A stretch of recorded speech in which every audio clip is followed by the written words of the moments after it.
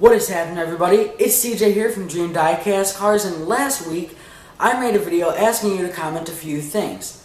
One of them being which diecast car you guys wanted to see today. And thank you to you guys for commenting on that video.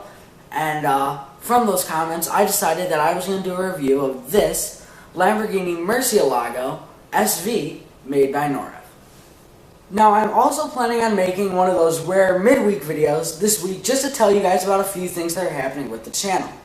One of them being, of course, the 1,000 subscriber special. That was the other thing that you guys were supposed to comment on last video, and you guys did. I got some great suggestions, so that's one of the things I want to talk about.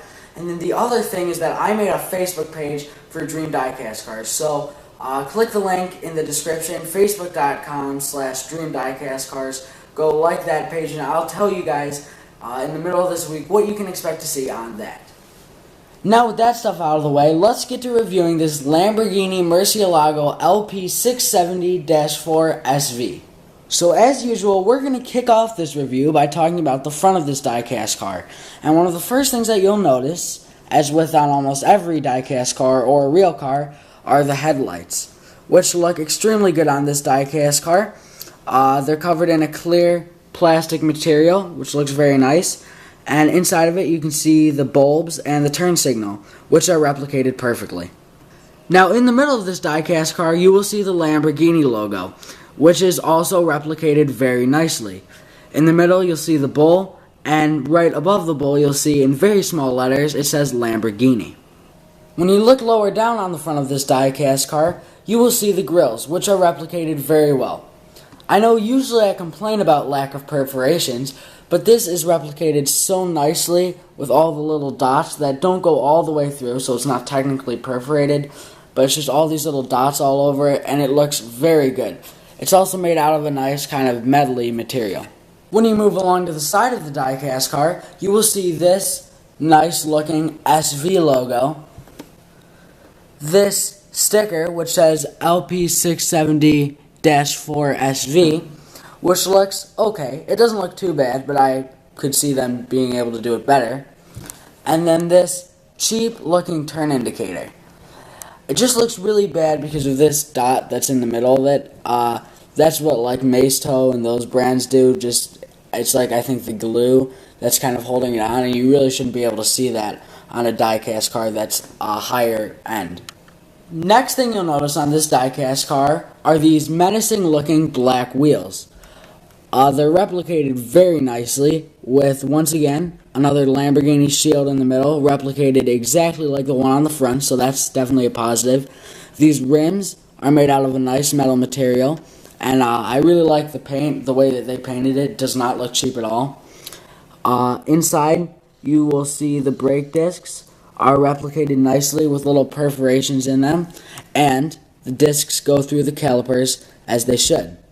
Also, if you look really close, you can see that the calipers say Lamborghini on them in black paint. Another thing you'll see on the side of this diecast car are these vents. One looks like this on one side of the car, and this vent looks different on the other. Now, contrary to what you might be thinking, this is actually how Lamborghini has the car. So this detail is replicated well. Now, with the sides done, we can move along to the back of this diecast car. And one thing that I notice is that, unlike most diecast cars, this one does not include a license plate. Now, I'm not really sure what I think about this. It's not a positive, nor is it a negative. Now, when you look above where the license plate would usually be, you'll see a sticker which pops out a little bit which says Lamborghini. This is replicated very nicely.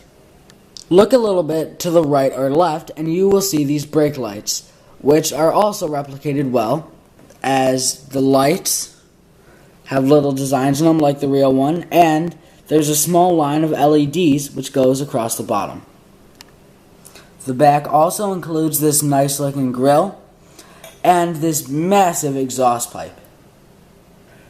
Now, with the back out of the way, we would usually move along to the trunk. However, this car does not have one. Now, pretty much every diecast car I have includes a trunk. So when I first got this, I was pretty mad that it didn't. But then I thought about it. I mean, is the trunk really that important? Well, the answer to that question, my friends, is yes, and here's why. Despite the fact that you're not really going to look in the trunk that often, it's just a standard that diecast cars should have, especially at this price. It's $65, so it's not super expensive. However, it is a median price range. It's not cheap like a Maisto, but it's not expensive like an Autoart or a Minichamps. And the thing is, even cheap diecast cars have trunks, so I really think that this one would be better if it included one. So with that out of the way, we can move along to the engine. This diecast car houses a replica of Lamborghini's 661 horsepower V12 engine. Norev seemed to do a very good job with the engine. Of course, right here you'll see the main engine block. However, when you look down, you can see different little components in the engine which look very realistic. And then you can also see that these vents go up, but only when the engine is up, so it's pretty much the most pointless thing in the entire world. So now we can head along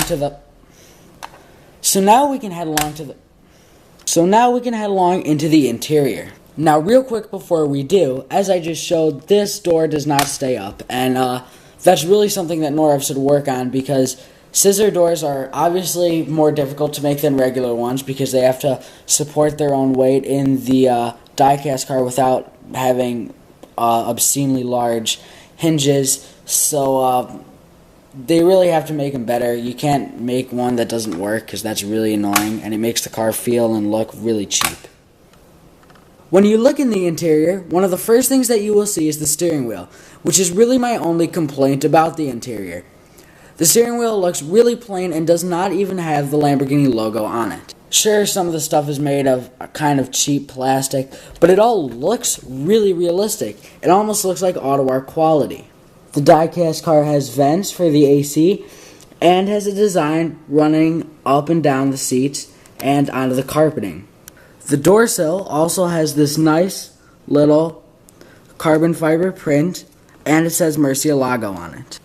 So in the end, I would give this diecast car a B in my rating not including price, and an A in my rating with price. And here's why. You see, Autoart makes a diecast car the same as this Lamborghini Murcielago SV for more than twice the price. And I can't really see why, because there's no way that it can be twice as good. This car you can find for around $60 to $70, and I think that is just a great deal. Well, everybody, that'll do it for this Model Car Monday. Don't forget to like me on Facebook, and I will probably see you sometime in the middle of this week, but if not, I will see you next Model Car Monday. Thank you for watching, and have a good one.